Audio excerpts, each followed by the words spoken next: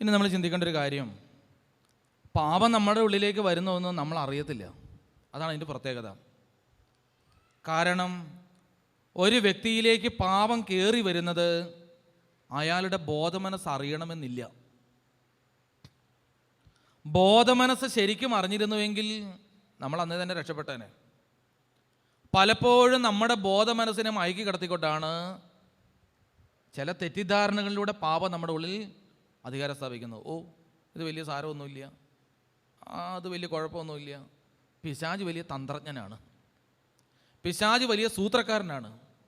അവൻ വരുന്നത് എന്തിനാണെന്ന് ബൈബിൾ നമ്മളെ പഠിപ്പിക്കുന്നുണ്ട്.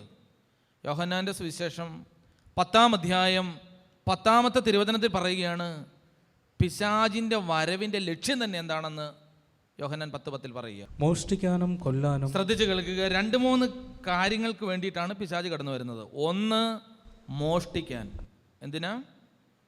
നുറക്കെ പറഞ്ഞേ. മോഷ്ടിക്കാൻ. അടുത്തത് കൊല്ലാനും. 2, കൊല്ലാൻ. 3, നശിപ്പിക്കാൻ. 3 ലക്ഷ്യങ്ങളുമായിട്ടാണത്രേ പിശാച് കടന്നു വരുന്നത്. ഇതാരാ പറഞ്ഞു തന്നെന്നറിയോ? ലോകത്തിലെ ആരും നമുക്ക് പറഞ്ഞു തന്നല്ല, സ്വർഗത്തിലെ ദൈവപുത്രൻ നമ്മളോട് പറഞ്ഞതാ. ഞാൻ വന്നത് ജീവനുണ്ടാകാനും അത് സമൃദ്ധമായിട്ടുണ്ടാകാനും. അവൻ വന്നത്, പിശാച് വരുന്നത് മോഷ്ടിക്കാൻ. ആരെ മോഷ്ടിക്കാൻ? എന്താ ഈ മോഷ്ടിക്കുക എന്ന് പറഞ്ഞാൽ? ഇപ്പം നിങ്ങളുടെ പോക്കറ്റിനകത്ത് 1000 രൂപ കിടക്കുകയാണ്.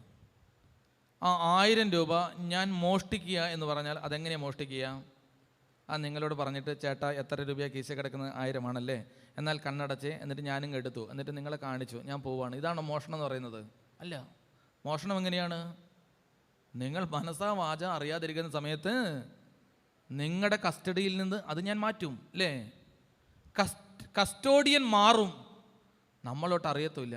ഇത്രയും നേരം 1000 രൂപ എൻ്റെ കീശയിലായിരുന്നു, ഞാൻ അറിയാതെ എൻ്റെ കസ്റ്റഡിയിൽ നിന്ന് ഇത് മാറിപ്പോകുന്നു, വേറൊരുത്തൻ്റെ കസ്റ്റഡിയിലായി.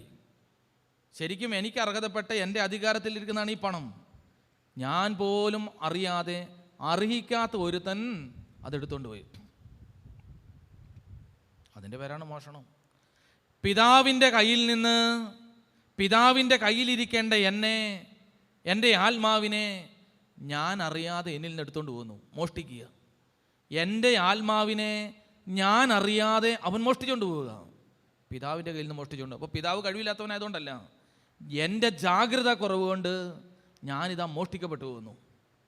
യേശു എപ്പോഴും വിളിച്ച് പറയുന്നുണ്ട്, എൻ്റെ പിതാവ് ഇങ്ങനെയാണ് പറയുന്നത്, യെറുശലേം കോഴി തൻ്റെ കുഞ്ഞുങ്ങളെ ചിറകിൻ്റെ കീഴെ വെക്കുന്നത് പോലെ നിങ്ങളെ വെക്കാൻ എനിക്ക് മനസ്സായിരുന്നു. ചിറകിൻ്റെ അടിയിൽ ഇരുന്നോളണം.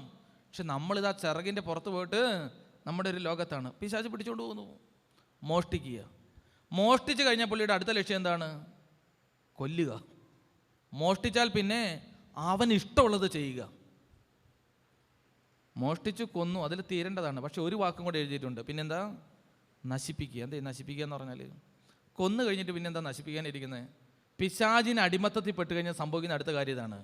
പിശാച് നമ്മളെ പിടിച്ചു, നമ്മളെ കൊന്നു, പിന്നെ ഉണ്ടാകുന്നതാണ് നശിപ്പിക്കുക. എന്ത് നശിപ്പിക്കുക? പിതാവ് നമ്മളിൽ തന്നിരിക്കുന്ന മുഴുവൻ നന്മകളെയും നശിപ്പിക്കും. ഒരു വ്യക്തിയുടെ ജീവിതത്തിൽ ദൈവം തന്ന സകല നന്മദാനങ്ങളെയും അവൻ നശിപ്പിക്കും. ഇതാണ് ഒരു വ്യക്തി, പ്രത്യേകിച്ച് ഒരു കുടുംബനാഥ പാപത്തിന് അടിമപ്പെട്ടാൽ ആ വീട്ടിൽ സംഭവിക്കുന്ന ആദ്യത്തെ കാര്യം ഇതാണ്. നാശം നിരന്തരം ഇങ്ങനെ വന്നുകൊണ്ടിരിക്കും. ഒന്നിന് പുറകെ നാശം ഇങ്ങനെ വന്നുകൊണ്ടിരിക്കും. അത് മക്കളായിട്ടും കൃഷിയുടെ ഇടായിട്ടും ഓരോ മേഖലയിലും എവിടെ ചെന്നാലും ഒരു മുള പൊട്ടൂല. എല്ലായിടത്തും നാശം ഇങ്ങനെ വന്നുകൊണ്ടിരിക്കും, മുള പൊട്ടില്ല. എന്നാൽ രക്ഷയുടെ വഴിയിലേക്ക് വരുമ്പോൾ ആദ്യം മുള പൊട്ടാൻ തുടങ്ങും. അതുകൊണ്ടാണ് യെശയ്യാ 43:18 പറയുന്നത്, കഴിഞ്ഞ കാലങ്ങൾ നിങ്ങൾ ഓർക്കുകയോ പരിഗണിക്കുകയോ വേണ്ട, ഞാനിതാ പുതിയത് ചെയ്യാൻ പോകുന്നു, അത് മുളയെടുക്കുന്നത് നിങ്ങൾ അറിയുന്നില്ലേ? കണ്ടോ, മുളയെടുക്കാൻ തുടങ്ങും. രക്ഷയുടെ അനുഭവത്തിലേക്ക് വരുമ്പോഴേക്കും മുളയെടുക്കാൻ തുടങ്ങും. പാപത്തിൽ പോകുമ്പോൾ മുള പൊട്ടുന്നില്ല. മുളയെടുക്കുക എന്ന് പറഞ്ഞതിൻ്റെ അർത്ഥം എന്താ? ഇപ്പം നമ്മൾ നാട്ടിൽ കണ്ടിട്ടുള്ള ഒരു കുരുവാണ് ചക്കുകുരു, ഇല്ലേ? ചക്കുകുരു കാണാത്തവരുണ്ടോ? ചക്കുകുരുവിന് മുളയെടുത്തു കഴിഞ്ഞാൽ ഈ ചക്കുകുരു എന്താകാൻ സാധ്യതയുണ്ട്? ഇനി ഇത് മാങ്ങയിട്ട് കറി വെക്കാൻ സാധ്യതയുണ്ട്. അങ്ങനെ ചക്കുകുരു മാങ്ങ ഒരു കറിയാകും, ആണോ? ചക്കുകുരു മുള പൊട്ടിക്കഴിഞ്ഞാൽ ഇനി എന്തിന് സാധ്യതയുണ്ട്? ഒരു പ്ലാവാകാൻ സാധ്യതയുണ്ട്. മുള പൊട്ടിക്കഴിഞ്ഞാൽ ഇനി ഇതിനൊരു സാധ്യതയുണ്ട്, ഒരു പ്ലാവായി മാറും. നിന്നിൽ മുള പൊട്ടിക്കഴിഞ്ഞാൽ അതിൻ്റെ അർത്ഥം ക്രിസ്ത്യാനി എന്ന മുള പൊട്ടിക്കഴിഞ്ഞാൽ പിതാവ് ഉദ്ദേശിച്ച ഒരു ദൈവ പൈതനാകാൻ സാധ്യതയുണ്ട്. അതാ ബൈബിൾ പറയുന്ന മുള പൊട്ടി. ഈ ധ്യാനത്തിന് വന്നിരുന്ന നമ്മൾ ആദ്യം ഓർക്കണം, ഇങ്ങനൊരു മുള നമ്മളിലുണ്ട് എന്നറിയണം. അതുകൊണ്ട് പറയുന്നത്, കഴിഞ്ഞ കാലങ്ങൾ നിങ്ങൾ ഓർക്കുകയോ പരിഗണിക്കുകയോ വേണ്ട, ഇതാ പുതിയത് ഞാൻ ചെയ്തു, അത് മുളയെടുക്കുന്നത് നിങ്ങൾ അറിയുന്നില്ലേ? അപ്പോൾ പിശാച് കൊണ്ടുപോയാൽ ഇങ്ങനെ സംഭവിക്കും, ദൈവം എടുത്തു കഴിഞ്ഞാൽ മുള പൊട്ടാൻ തുടങ്ങും. അപ്പോൾ പിശാച് പിടിച്ചു കഴിഞ്ഞാൽ സംഭവിക്കുന്ന ചില വൈകാരിക തലങ്ങൾ എന്തൊക്കെയാണ്? ഇതാ, ഏദൻ തോട്ടത്തിൽ മനുഷ്യൻ പാപത്തിന് അടിമപ്പെട്ട് കഴിഞ്ഞപ്പോൾ, പൈശാചിക മേഖലകളിലൂടെ പാപം മനുഷ്യനെ കീഴ്പ്പെടുത്തി കഴിഞ്ഞപ്പോൾ മനുഷ്യനിലുണ്ടായ ആദ്യത്തെ വികാരം എന്താണ്? ഇത്രയും നാളും ദൈവം മനുഷ്യനും വലിയ സന്തോഷത്തിലായിരുന്നു. ബൈബിളിൽ ഒരു പ്രത്യേക വാക്കാണ് പറയുന്നത്, വെയിലാറുമ്പോൾ ദൈവമായ കർത്താവ് തോട്ടത്തിൽ ഉലാത്താൻ വരുമായിരുന്നു. എന്താ ഉലാത്തുക എന്ന് പറഞ്ഞാൽ? ഗംഭീരമായൊരു വാക്കാണ് ഉലാത്തുക. ദൈവമായ കർത്താവ് തോട്ടത്തിൽ ഉലാത്താൻ വരുമായിരുന്നു. എന്താ ഉലാത്തുക എന്ന് പറഞ്ഞാൽ? നിങ്ങളൊന്ന് മനസ്സിൽ ധ്യാനിക്കുക. ഇപ്പോൾ എനിക്ക് 40 വയസ്സുള്ളൊരു അച്ഛനാണ്. ഒരു 2 വയസ്സുള്ളൊരു കൊച്ചിൻ്റെ കൂടെ ഞാൻ ഉലാത്തുക എന്ന് പറഞ്ഞാൽ എൻ്റെ അർത്ഥം എന്താണ്? ഞാൻ നടക്കുന്ന അതേ വേഗത്തിൽ ആ കൊച്ചിനെ വലിച്ചുകൊണ്ട് പോകുന്നതിന് ഉലാത്തുക എന്ന് പറയുമോ? അതൊരു വലിയ ഉലാത്തലായി പോവും അല്ലേ? പകരം എന്തു ചെയ്യും? ആ കൊച്ചിൻ്റെ താളത്തിനൊത്ത്, അതിനല്ലേ പറയുക, ആ കൊച്ചിൻ്റെ താളത്തിനൊത്ത് ഞാനും കൂടെ ചലിക്കുന്നു. 2 വയസ്സായ കൊച്ചു പിച്ച വെച്ചിങ്ങ് നടക്കുകയാണ്. എൻ്റെ വിരലിൽ അത് പിടിച്ചിട്ട് ഞാനും അതും കൂടെ ചുമ്മാ അങ്ങോട്ടും ഇങ്ങോട്ടും നടത്തു കഴിഞ്ഞാൽ ആ കൊച്ചു പറയും, അച്ഛനും ഞാനും കൂടി ഉലാത്തുകയായിരുന്നു. ദൈവമെന്ന് പറയുന്ന സർവശക്തൻ, അപരിമിതൻ, പരിമിതനായ മനുഷ്യനോടുകൂടെ ഉലാത്തുക എന്ന് പറഞ്ഞതിൻ്റെ അർത്ഥം എന്താ?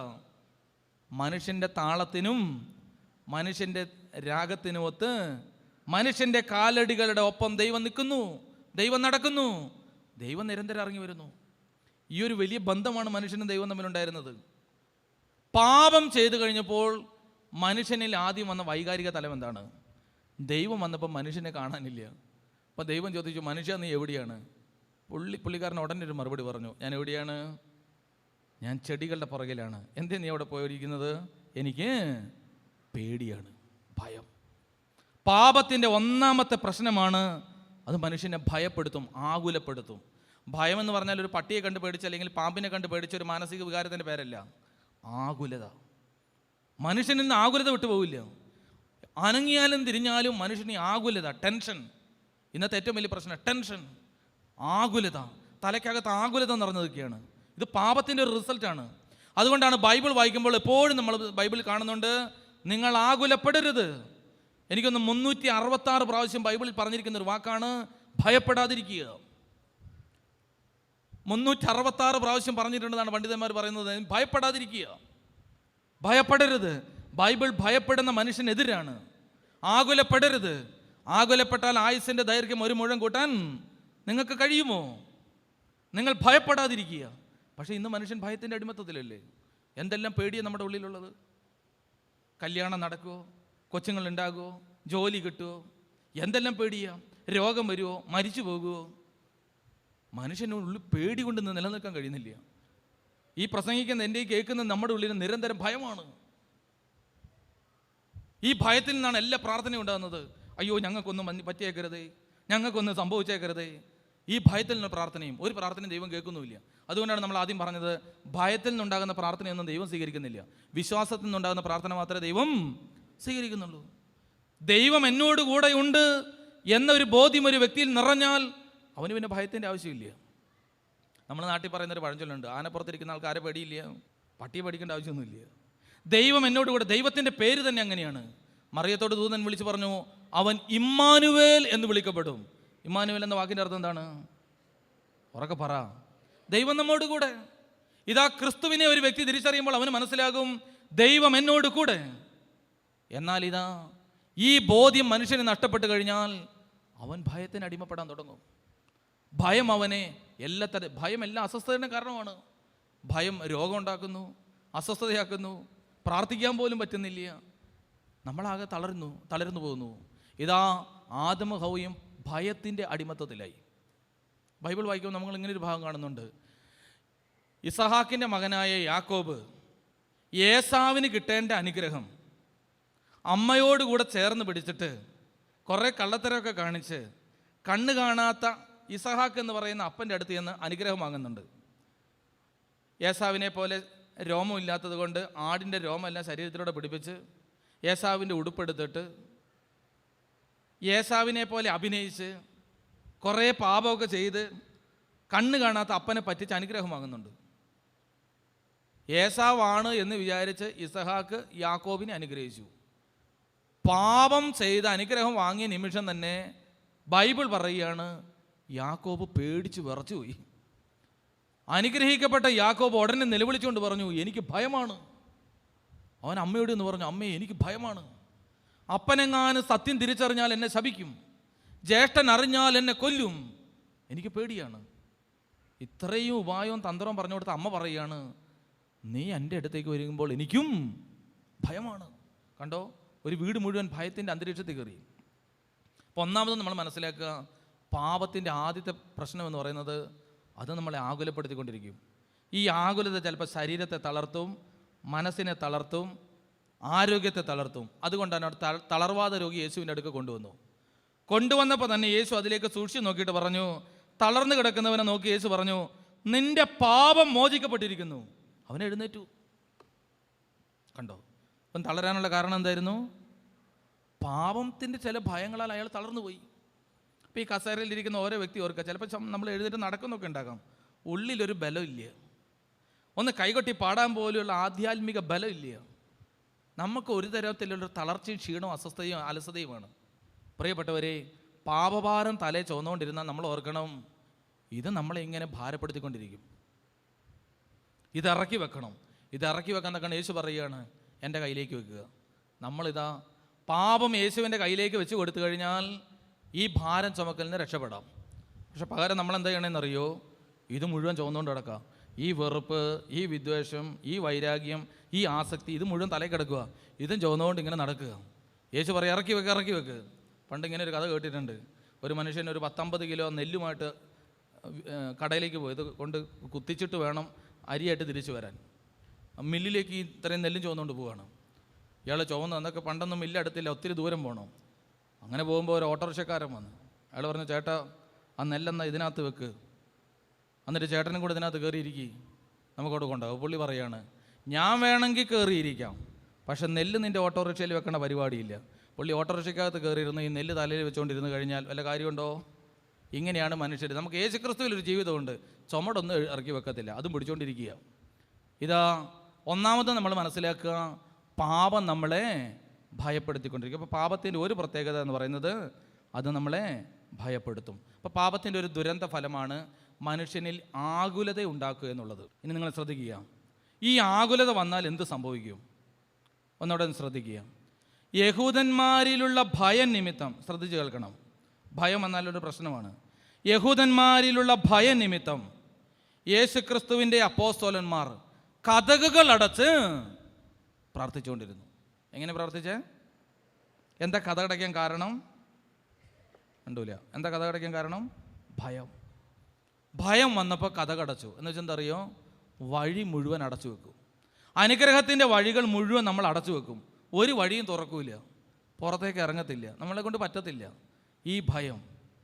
അതുകൊണ്ട് ഓർക്കുക, ചിലപ്പോൾ ഇവിടെ ഇരിക്കുന്ന പലർക്കും സുവിശേഷകരാകാനുള്ള വിളി ഉണ്ടാകാം, സൽപ്രവർത്തികൾക്കുള്ള വിളി ഉണ്ടാകാം. പാപം നമ്മളെ അടക്കി വച്ചിരിക്കുക, ഒന്നും പുറത്തേക്ക് പൊട്ടി വരുന്നില്ല. ഭയം. അപ്പോൾ ഒന്നാമത്തെ പാപത്തിൻ്റെ ഒരു ദുരന്ത ഫലമാണ്, അത് നമ്മളെ ഭയപ്പെടുത്തും. രണ്ടാമത്തേത്, അത് നമ്മളെ ലജ്ജിപ്പിക്കും.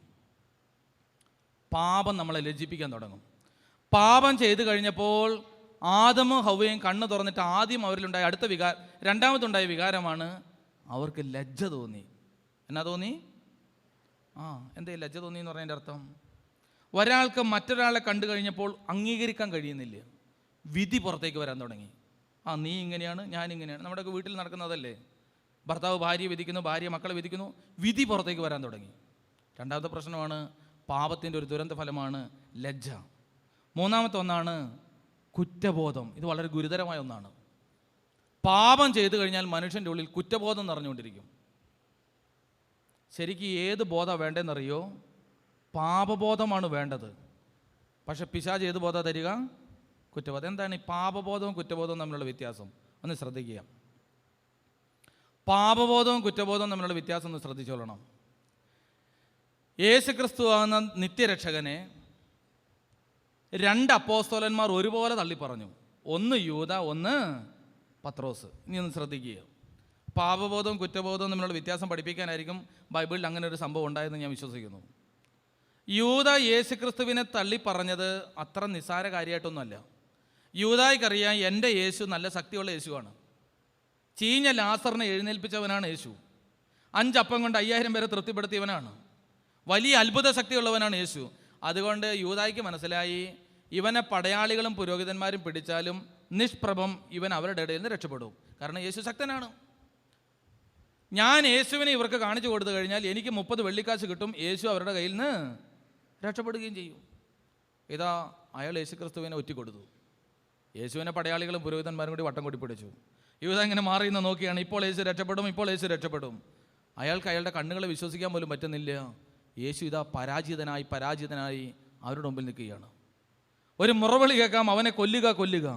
അവസാനം യൂദായ്ക്ക് മനസ്സിലായി, യേശു രക്ഷപ്പെടാൻ പോകുന്നില്ല, ഞാൻ കാരണം യേശു കൊല്ലപ്പെടുകയാണ്. അയാൾ ഉടനെ ഒരു കാര്യം ചെയ്തു. അയാൾക്ക് തിരിച്ചറിവ് കിട്ടിയപ്പോൾ ആ കാശും കൊണ്ട് ഓടി പള്ളിയിലേക്ക് വന്നിട്ട് അച്ഛന്മാരോട് പറഞ്ഞു, ഇന്ന് ആ കാശ് പിടിച്ചോ, യേശുവിനെ വെറുതെ വിട്ടേക്കണം. നിഷ്കളങ്ക രക്തത്തെയാണ് ഞാൻ ഒറ്റിക്കൊടുത്തത്, എനിക്കിത് സഹിക്കാൻ പറ്റുന്നില്ല, എനിക്കിത് താങ്ങാൻ പറ്റുന്നില്ല, അതുകൊണ്ട് ഈ കാശ് വാങ്ങിയിട്ട് യേശുവിനെ വിടുവിക്കുക. ഉടനെ പുരോഹിതന്മാർ പറഞ്ഞു, കാശും കൊണ്ട് നീ പോയിക്കൊള്ളുക, അവന് കിട്ടി, ഇനി ഞങ്ങൾ തന്നെ പരിപാടിയില്ല. ഇയാൾ ഈ കാശിലേക്ക് നോക്കിയപ്പോൾ മനസ്സിലായി, ഇതിനൊരു രക്തത്തിൻ്റെ മണം. ഒരൊറ്റ ഏറ് വെച്ച് കൊടുത്തു. കുറ്റബോധം കൊണ്ട് നിറഞ്ഞ യൂദ അതൊരു ഏറ് വെച്ച് കൊടുത്തു. ഒരു കയറെടുത്തുകൊണ്ട് പോയി കെട്ടിത്തൂങ്ങി, ചാവാൻ വേണ്ടി കെട്ടിത്തൂങ്ങി. പക്ഷെ പത്രോസ് അപ്പോസ്തലൻ പ്രസംഗത്തിൽ പറയുകയാണ്, കയറ് പൊട്ടിയിട്ട് കുടലെല്ലാം പുറത്ത് ചാടി അവനവിടെ കിടന്നു. മരണത്തെ കൊതിച്ചുകൊണ്ട് അവനിതാ കുടൽ പൊട്ടി പുറത്ത് കിടന്നു. കുറ്റബോധം ഒരു വ്യക്തിയിലുണ്ടാക്കിയ ഒരു നാശമാണ് ആ ഭാഗത്ത്. ഇപ്പുറത്ത് തിരിച്ചു ചിന്തിക്കുക. ഇതിനേക്കാൾ ഗുരുതരമായ രീതിയിലാണ് പത്രോസ് യേശുവിനെ തള്ളി പറഞ്ഞത്. യേശു ഇങ്ങനെ നിന്നിട്ട് പറഞ്ഞു, ഇടയൻ വെട്ടപ്പെടും, ആടുകൾ ചിതറിക്കപ്പെടും. അപ്പോൾ പത്രോസ് അപ്പോസ്തലൻ പറഞ്ഞു, ഈ നിൽക്കുന്ന 11 ചെതറിയാലും എനിക്കൊന്നും സംഭവിക്കത്തില്ല, ഞാൻ ചെതറത്തില്ല, എനിക്ക് അത്ര നല്ല വിശ്വാസമുണ്ട്. അപ്പോൾ യേശു പത്രോസിൻ്റെ നേരെ നോക്കിയിട്ട് പറഞ്ഞു, ശിമയോനെ, വലിയ വീരവാദം മുഴക്കണ്ട, നിനക്ക് എപ്പോഴുള്ള പ്രശ്നമാണ് എടുത്തിയാടി വർത്താനം പറയുക. ഇതാ ഇന്ന് കോഴി കൂവുന്നതിന് മുമ്പ് നീ എന്നെ തള്ളി പറയും. അപ്പോൾ പത്രോസ് പറഞ്ഞു, പിന്നെ നിന്നോടുകൂടി മരിക്കേണ്ടി വന്നാലും ഞാൻ നിന്നെ തള്ളി പറയില്ല. പിന്നെ യേശു ഒന്നും മിണ്ടിയില്ല. 2-3 മണിക്കൂർ കഴിഞ്ഞ്, അല്ലെങ്കിൽ 4-5 മണിക്കൂർ കഴിഞ്ഞേ ഉള്ളൂ. പെണ്ണുങ്ങൾക്ക് തന്നെ യഹൂദ സമുദായത്തിൽ ഒരു വിലയില്ല. അപ്പം അടിമപ്പെണ്ണിൻ്റെ സ്ഥിതി നമുക്കറിയാം. അങ്ങനെ നിൽക്കുമ്പോഴാണ് ഒരു അടിമപ്പെണ്ണ് വന്നിട്ട് ഒരൊറ്റ ചോദ്യം, നീ ആ നസറായൻ്റെ കൂടെ ഉള്ളതല്ലേ? 3-ാമത്തെ പ്രാവശ്യം ഈ പുള്ളി പറയുകയാണ്, ഞാൻ അവനെ അറിയുന്നില്ലെന്ന് പറഞ്ഞ് പ്രാകുവാനും ആണയിടാനും തുടങ്ങി. അപ്പോൾ ഈ പത്രോസ് ചെയ്ത പാപത്തിൻ്റെ ആഴം നമ്മളൊന്ന് ധ്യാനിച്ചു നോക്കുക. പത്രോസ് യേശുവിനെ തള്ളി പറഞ്ഞു. ഇനി നമ്മൾ ശ്രദ്ധിക്കണം, പീലാത്തോസിൻ്റെ കൊട്ടാരത്തിൻ്റെ പുറകിൽ പത്രോസിന് യേശുവിന് എന്ത് സംഭവിക്കുമെന്ന് കാണാൻ വേണ്ടി നിൽക്കുകയാണ്. ബൈബിളിൽ ഒരു പ്രത്യേക വാക്ക് എഴുതിയിരിക്കുകയാണ്, കോഴി കൂകിക്കഴിഞ്ഞപ്പോൾ യേശു പത്രോസിനെ നോക്കി. എന്നതാ? യേശു പത്രോസിനെ നോക്കി. പത്രോസ് ആ നോട്ടം കണ്ടു. അതതിൻ്റെ പ്രത്യേകത. എന്ന് വെച്ചാൽ യേശു എപ്പോഴും നമ്മളെ നോക്കിക്കൊണ്ടിരിക്കുന്നുണ്ട്. ഈ നോട്ടം ഒന്ന് കാണണം. ഇപ്പോൾ പത്രോസിൻ്റെ കണ്ണിൽ യേശുവിൻ്റെ നോട്ടം ഉടക്കി. ഉടനെ അയാൾ പൊട്ടിക്കരഞ്ഞു. കണ്ടോ? അയാളെന്നാ ഇതേ പൊട്ടിക്കരഞ്ഞു. പാപബോധവും കുറ്റബോധവും തമ്മിലുള്ള വ്യത്യാസം മനസ്സിലാക്കണം. കുറ്റബോധം വന്നവൻ സ്വയം തീരുമാനമെടുത്തു, ഞാൻ അങ്ങനെ ചെയ്യും, ഇങ്ങനെ ചെയ്യും. അവൻ്റെ കണക്കൂട്ടലെല്ലാം പഴച്ചു. പാപബോധം ഒരു വ്യക്തിയിൽ വന്നു കഴിഞ്ഞപ്പോൾ അവൻ അനുതപിച്ച് പൊട്ടിക്കരഞ്ഞു. എപ്പോഴാണ് കരയാൻ തോന്നിയെന്നറിയോ? യേശുവിൻ്റെ സ്നേഹമുള്ളൊരു നോട്ടം കണ്ടപ്പോൾ. അപ്പോൾ പാപം ചെയ്ത വ്യക്തി ആദ്യം ഇവിടെ ഒന്ന് ശ്രദ്ധിക്കേണ്ട കാര്യം, ധ്യാനത്തിന് ഒന്ന് ശ്രദ്ധിക്കേണ്ട കാര്യം, നിന്നെ നോക്കുന്ന യേശുവിനെ കാണാൻ നീ ഒന്ന് ശ്രദ്ധിക്കുക. യേശുവിനെ നീ കണ്ടില്ല എങ്കിൽ ഇവിടുന്ന് കുറേ പ്രസംഗമൊക്കെ കേട്ട് കഴിയുമ്പോൾ ചെയ്ത പാപത്തെ ഓർത്ത് നിനക്ക് കുറ്റബോധം തോന്നാൻ തുടങ്ങും. ഇവിടുന്ന് വചനം കേട്ട് കഴിയുമ്പോൾ യേശു നിന്നെ സ്നേഹിക്കുന്നു എന്ന് തിരിച്ചറിഞ്ഞുകൊണ്ട് ക്രിസ്തുവിൽ നോക്കി കരയണം. ഇങ്ങനെയാണ് ലജ്ജയിൽ നിന്ന് രക്ഷപ്പെടുക.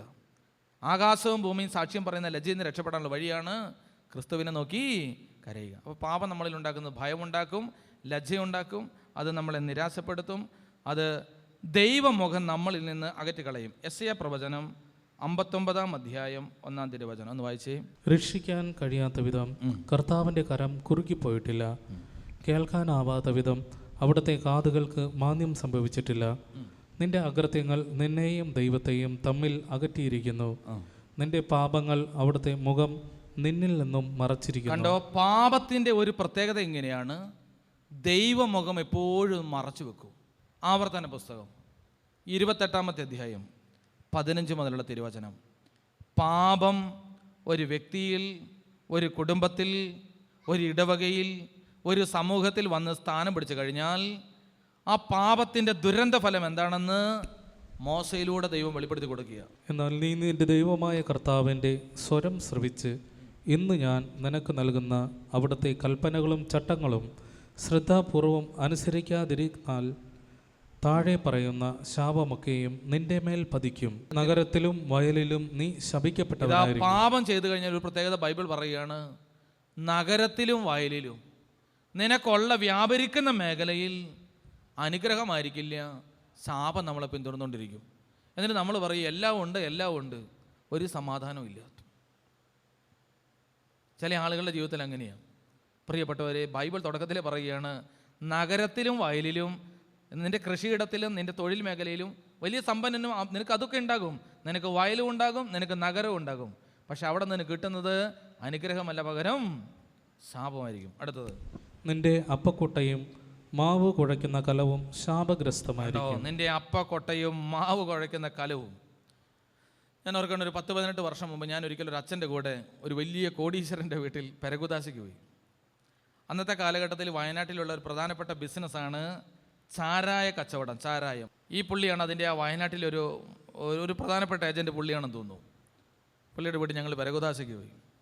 പെരകുദാശ കഴിഞ്ഞ് പ്രധാനപ്പെട്ട കപ്പേര് വരാത്തതുകൊണ്ട് കൊച്ചായിട്ട് എന്നെയും കൂട്ടിക്കൊണ്ടുപോയി. കഴിഞ്ഞപ്പോൾ ഇതാ അവിടെ മേശപ്പുറത്ത് ഭക്ഷണം ഇങ്ങനെ നിരത്തി വെച്ച്. അത്രയും ഭക്ഷണം ഞാൻ ഇതിനു മുമ്പ് ജീവിതത്തിൽ കണ്ടിട്ടില്ല. എന്തൊക്കെ തരം ഭക്ഷണമാണെന്ന് അറിയാൻ മേല, അതുപോലത്തെ ഭക്ഷണം. ഞാനും ഉണ്ട്, അച്ഛനും ഉണ്ട്, ഞാനും ഉണ്ട്, പിന്നെ കൂടെ വന്ന ആരോ ഒരാളും കൂടെ ഉണ്ടെന്ന് തോന്നുന്നു. എല്ലാവരും കൂടെ ഭക്ഷണത്തിനിരിക്കുകയാണ്. വിഭവങ്ങൾ, പഴങ്ങൾ, അത് ഇതും ഒക്കെ ഉണ്ട്. അതിൻ്റെ കൂടെ ഒരു സ്റ്റീൽ പാത്രത്തിനകത്ത് കുറച്ച് ഗോതമ്പ് കഞ്ഞി ഇരിപ്പുണ്ട്. അപ്പം ഞങ്ങൾ വിചാരിച്ചു, ഈ ഗോതമ്പ് കഞ്ഞി വല്ല സ്റ്റാർട്ടറാണോ എന്ന് അറിയാൻ മേലല്ലോ, ഏതാദ്യം കഴിക്കേണ്ടതെന്ന് അറിയാൻ മേല. അപ്പോൾ പുള്ളിക്കാരൻ പറയാം, അത് എനിക്കുള്ളതാണ്. അപ്പം അച്ഛൻ ചോദിച്ചു, അതെന്താ? എനിക്ക് വേറെ ഒന്നും കഴിക്കാൻ പാടില്ല, നിങ്ങളുടെ ഈ പാത്രത്തിലിരിക്കണ ഒന്നും എനിക്ക് കഴിക്കാൻ പാടില്ല. പലതരത്തിലുള്ള അസുഖങ്ങളാണ് ഇയാൾക്ക് ആകെ കഴിക്കാൻ പറ്റാത്തത് ഉപ്പ് പോലും ഒഴിക്കാത്ത ഗോതമ്പ്. ഇങ്ങനെ അത് പുഴുങ്ങിയിട്ട് വെറുതെ വാരി കുടിക്കുക. കേട്ടോ, മാവ് കുഴയ്ക്കുന്ന കലവും അപ്പക്കൊട്ടയും ശാപഗ്രസ്തം. നിനക്കൊന്നും അനുഭവിക്കാൻ പറ്റുന്നില്ല, എല്ലാം നിൻ്റെയാണ്. നിൻ്റെ ഉള്ളിലേക്ക് ഒരു തരി പോലും കയറാൻ പറ്റുന്നില്ല. താഴെ വായിക്കുക. നിന്റെ സന്താനവും വിളവുകളും കന്നുകാലിക്കൂട്ടവും ആട്ടിൻപറ്റവും ശപിക്കപ്പെടും. എല്ലാം ഉണ്ട് നിനക്ക്, കന്നാലിയുണ്ട്, ആട്ടിൻപറ്റമുണ്ട്, മക്കളുണ്ട്, ഒക്കെയുണ്ട്. നിനക്ക് കിട്ടുന്ന എല്ലാത്തിൽ നിന്നും ഈ അസ്വസ്ഥതയും ഭാരമായിരിക്കും. ഇപ്പം നിങ്ങളിങ്ങനെ ഇരിക്കുമ്പം പണ്ടത്തെ കാലോ അല്ലെങ്കിൽ ഈ ബൈബിളിൽ എഴുതിയ കാലോ അല്ല ധ്യാനിക്കേണ്ടത്, നിൻ്റെ കാര്യം ആലോചിക്കുക. നിനക്ക് സ്വസ്ഥതയും സമാധാനവും ലഭിക്കുന്നില്ല എങ്കിൽ അതിൻ്റെ അടിസ്ഥാനം ബൈബിൾ പറയുകയാണ്, നീ ചെയ്ത പാപം നിന്നെ വേട്ടയാടിക്കൊണ്ടിരിക്കുകയാണ്. വേറെ ഒന്നുമല്ല കാരണം. അത് ഓർത്ത് നീ പശ്ചാത്തപിച്ച് നിന്നെ സ്നേഹിക്കുന്ന യേശുവിലേക്ക് വരിക. അടുത്തത്, സകല പ്രവൃത്തികളിലും നീ ശബ്ദനായിരിക്കും. നിന്റെ ദുഷ്കൃത്യങ്ങൾ വഴി കർത്താവിനെ ഉപേക്ഷിച്ചതിനാൽ നീ നശിക്കുന്നതുവരെ നിന്റെ എല്ലാ പ്രയത്നങ്ങളിന്മേലും അവിടുന്ന് ശാപവും ക്ലേശവും ശകാരവും അയക്കും. നീ ക്ഷണത്തിൽ നിശേഷം നശിച്ചു. അപ്പോൾ ചില ആളുകൾ വിചാരിക്കും ദൈവത്തിന് ശിക്ഷിക്കാൻ മാത്രമേ പറ്റുള്ളൂ. ദൈവം ശിക്ഷിക്കുന്നവനല്ല, രക്ഷിക്കുന്നവനാണ്. പിന്നെ എന്തിനാ എങ്ങനെ ശിക്ഷിക്കുന്നത്? നമ്മുടെ മനസ്സിലേക്ക് വരുന്നത്, എൻ്റെ മനസ്സിലുണ്ടായ ചിന്തയാണ്, നീ നശിക്കുന്നത് വരെ ഇതൊക്കെ നിൻ്റെ മേൽ വരും. അപ്പോൾ ദൈവത്തിന് എന്നെ എങ്ങനെ ശപിച്ച് നശിപ്പിച്ചാലേ അടങ്ങത്തുള്ളൂ. പ്രിയപ്പെട്ടവരെ, ദൈവം നമ്മളെ ശിക്ഷിക്കുകയല്ല, ദൈവം നമ്മളെ രക്ഷിക്കുകയാണ് ചെയ്യുന്നത്. പിന്നെ ഈ ശിക്ഷ എങ്ങനെ വരുന്നത്? രക്ഷ സ്വീകരിക്കാൻ കഴിയാത്തവർക്ക് കിട്ടുന്ന അനുഭവത്തിൻ്റെ പേരാണ് ശിക്ഷ. അതെങ്ങനെയാണ്? ഒരു ഉദാഹരണം പറഞ്ഞാൽ നിങ്ങൾക്ക് മനസ്സിലാകും. ഒരിക്കലും ഒരു മനുഷ്യൻ ഇവിടുന്ന് ഗൾഫിന് പോവുകയാണ്. അന്ന് പൈസ ഇല്ലാത്തതുകൊണ്ട് വിമാനത്തിലല്ല പോയത്, ഷിപ്പിലാണ് പോയത്. ഷിപ്പ് ഇവിടുന്ന് ഗൾഫിലെത്താൻ ഏകദേശം 1 മാസം പിടിക്കുന്നു കൂട്ടുക. ഈ മനുഷ്യൻ്റെ കയ്യിൽ 10 പൈസ ഇല്ല. ആദ്യത്തെ 1-2-3 ദിവസമൊക്കെ ഇയാൾ കുറച്ച് വെള്ളമൊക്കെ കുടിച്ച് ജീവിച്ചു. പിന്നെ ഇയാൾക്ക് തോന്നി, ഇങ്ങനെ പോയാൽ ഗൾഫിലെത്തുമ്പോഴേക്കും ഞാൻ ചത്തുപോകും. കാരണം കയ്യിൽ 10 പൈസ ഇല്ല. എന്നാൽ ആ ഷിപ്പിനകത്ത് ഇടയ്ക്കിടയ്ക്ക് ആളുകൾ അവിടെ പോയി ഭക്ഷണം കഴിക്കുന്നുണ്ട്. ഇയാൾ നോക്കിയപ്പോൾ പണമില്ലാത്തത് കൊണ്ട് ഇയാൾക്ക് അങ്ങോട്ട് പോകാനേ പറ്റുന്നില്ല. അപ്പോഴയാളിരുന്ന് ധ്യാനിച്ചു, ഭക്ഷണം കഴിക്കാതിരുന്നാൽ ഞാൻ മരിച്ചു പോകും. എന്നാൽ പണമില്ലാതെ ഞാൻ അവിടെ പോയി ഭക്ഷണം വാങ്ങി കഴിയുമ്പോൾ പണം കൊടുത്തില്ലെങ്കിൽ അവന്മാരെല്ലാവരും കൂടെ എന്നെ തല്ലിക്കൊല്ലും. എന്താണെങ്കിലും കൊല്ലും എന്നുള്ളത് ഉറപ്പാണ്. ഒന്നുകിൽ ഈ പട്ടിണി കിടന്ന് മരിക്കും, അല്ലെങ്കിൽ നാട്ടുകാർ തല്ലിക്കൊല്ലും. അപ്പോൾ പുള്ളി തീരുമാനിച്ചു, എന്നാൽ പിന്നെ ഒരു കാര്യം ചെയ്തേക്കാം, ഭക്ഷണം കഴിച്ചിട്ട് അവർ തല്ലിക്കൊല്ലുകയാണെങ്കിൽ അങ്ങനെ അങ്ങ് ചാവട്ടെ. പുള്ളി പോയി ഭക്ഷണം കഴിച്ചു. ഭക്ഷണം കഴിച്ച് കഴിഞ്ഞിട്ട് പുള്ളി ചോദിച്ചു, എത്രയായി? അപ്പോൾ അവിടുത്തെ ആൾ പറഞ്ഞു, ഇതിന് പൈസ ഇല്ല. അപ്പോൾ ചോദിച്ചു, എന്താ കാരണം? നിങ്ങൾ അങ്ങോട്ട് പോകാൻ ടിക്കറ്റ് എടുത്തപ്പോൾ തന്നെ ഭക്ഷണം ഇൻക്ലൂഡാണതിൽ. അപ്പോഴാണ് അയാൾക്ക് മനസ്സിലായത്, ഓ, ഭക്ഷണം ആദ്യമേ ഇൻക്ലൂഡാണതിൽ. ഈ സത്യം ഈ പുള്ളിക്ക് അറിയാൻ മേലായിരുന്നു. ഇതുപോലെ തന്നെയാണ് യേശുക്രിസ്തുവിലൂടെ നമുക്ക് രക്ഷ പ്രഖ്യാപിച്ചു, അത് സ്വീകരിക്കണ്ടേ? ഈ മനുഷ്യൻ ഈ ഭക്ഷണം കഴിച്ചില്ലെങ്കിൽ അയാൾക്ക് എന്ത് സംഭവിക്കും? മരണം സംഭവിക്കും. ഇങ്ങനെയാണ് രക്ഷ ക്രിസ്തുവിലൂടെ വിളംബരം ചെയ്തു, സ്വീകരിക്കണ്ടേ? നമ്മൾ നശിക്കുന്നത് വരെ ഇത് സ്വീകരിക്കാൻ നമ്മളെ കൊണ്ട് കഴിയില്ല. ഈ ധ്യാനത്തിന് വന്നിരുന്ന് പ്രാർത്ഥിക്കാൻ കഴിഞ്ഞൊരു ഭാഗ്യമായിട്ട് കൂട്ടുക. നശിക്കുന്നത് വരെ ദൈവമേ എന്ന് വിളിക്കാൻ പോലും കഴിയില്ല, യേശുവേ എന്ന് വിളിക്കാൻ പോലും കഴിയില്ല.